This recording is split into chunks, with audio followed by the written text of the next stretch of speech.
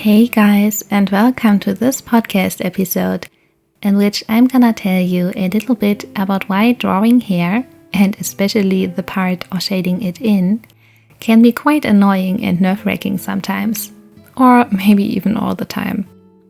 So make yourself comfortable, perhaps grab a cup of tea or hot chocolate or something to snack, and let's get started. Among many artists, drawing portraits or human shapes in general is considered to be one of the greatest disciplines to master. Our features are very unique. Every face and body follows a certain primal structure, but at the same time, each has such individual shaping and characteristics. The same goes for our hair. There's curly, straight and wavy hair, but in so many different variations. Our figures aren't formed just out of straight lines or curves, but natural, individual and quite complex outlines. So doing portraits can be a little bit challenging sometimes, even for practiced artists. And as with every motif you draw, there are always gonna be particular things and areas you're gonna love working on, while others are just an absolute pain in the ass. Please excuse my language. An absolute pain in the peach is what I likely wanted to say. For me, personally, that shading in hair. I just hate it and always dread the moment I've got to draw its first strand. I feel like there are several factors which might make drawing hair more difficult and exhausting than picturing skin. Like the texture and character of its surface. Skin has a soft, somewhat plainer and more or less even surface, apart from its little bumpy pores and small creases of course. As long as there are no liquids, fats and oils or other shimmery particles sitting on top of it, it holds a matte complexion, whereas the surface of a single hair is microscopically tiny. If the hair is healthy, its layer of cuticles is so tight and neat, without single ones of them standing out, that it has an even shimmery finish when the light hits it in the right angle. At least that applies to straight and wavy hair. The straighter the hair, the more shine it holds. Curly hair appears to be more matte due to the light being broken up at each of the many twists and turns in the hair shaft. In this context, the way light and shadow may fall onto the hair is quite different to how they behave on skin. Hair is very flexible and can take almost any shape, so it might curl and form waves in more than just one area, allowing the light to hit it and be reflected maybe twice or thrice along the strand, creating highlights. Especially when a hair strand is really long, that might happen. Joints and limbs can't do that. Therefore, hair tends to bear more and much finer and more delicate highlights, which is also given their teeny tiny surface. Since our skin surface is much larger, the shadows and highlights being cast on our face and body are also a whole other dimension, apart from being shaped very differently of course, due to the bone structure and flesh beneath the skin. And another thing about the hair being so flexible, each strand rests in a slightly or utterly different way on the head than its siblings. So even though a hairdo displays a certain form as a whole, it holds so many various shapes, making it harder to replicate its structure. Naturally, there are always gonna be at least some fine hairs sticking out, which one should pay attention to as well when drawing.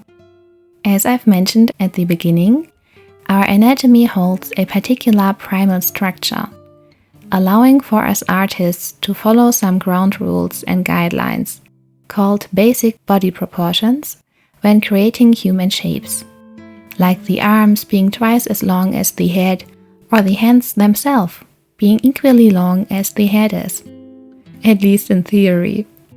For instance, my arms are 2 inches longer than that measurement, and my hands reach only from my chin to hairline, not entirely up to my head's highest point. So whenever you portray someone's face or figure, there are always gonna be variations and deviations from these guidelines. Every human being is unique, not only concerning their character or psychological traits, but also, and perhaps even more visible or obvious, from an anatomical point of view. However, when looking at these rules more as guidelines, they can really help you to get faces and bodies right, shape and proportion wise. Especially for the untrained eye, which may not completely grasp human proportions yet. For hair though, there is no such thing as proportional guidelines due to their flexible, unique structure and characteristics we've been talking about now. Everyone's hair length and shape is individual. Thick hair gives a hairdo a completely different fullness or opulence than thin hair, which might even let someone's head appear slightly bigger than it actually is. Wavy or curly hair rests on the head entirely different than straight hair does. Every single hair strand might hold a different shape than its siblings. Wet hair looks and falls completely different compared to dry hair. The slightest amount of gust or wind, swooshing through the hair, lifting it and playing with it, can entirely change its shape and appearance, and so on. Amusingly enough, I've got no problem drawing eyebrows, lashes or body hair, but a hairdo, when single hairs are piled up on each other and there are several layers you've gotta replicate, is something entirely different. It is not only much more time consuming, intricate and just nerve-wracking, but also confusing to the eye and a lot to take in visually. Where do you start with all these thousands, millions of hairs? Your eyes need to figure out how the single hairs lay and interact with each other.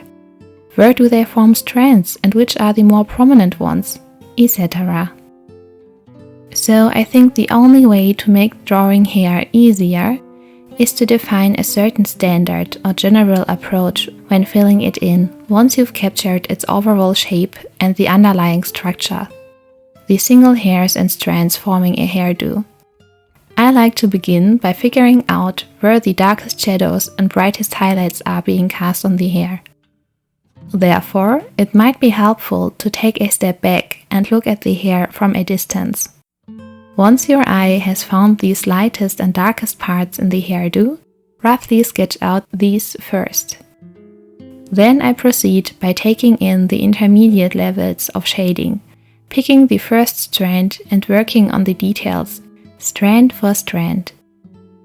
As you can see, drawing hair can be quite challenging for some people, including myself. But perhaps filling in hair actually might also be your favorite part about doing portraits, who knows? I guess for everybody that's a little bit different. And that's a good thing. Imagine everyone would absolutely despise drawing hair. Maybe in that case there would only be bald versions of portraits, and that would be a real pity.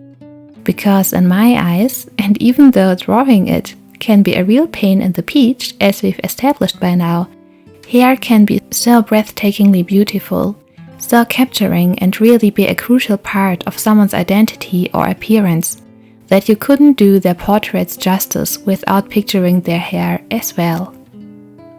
So guys, I really hope you've enjoyed listening to this episode.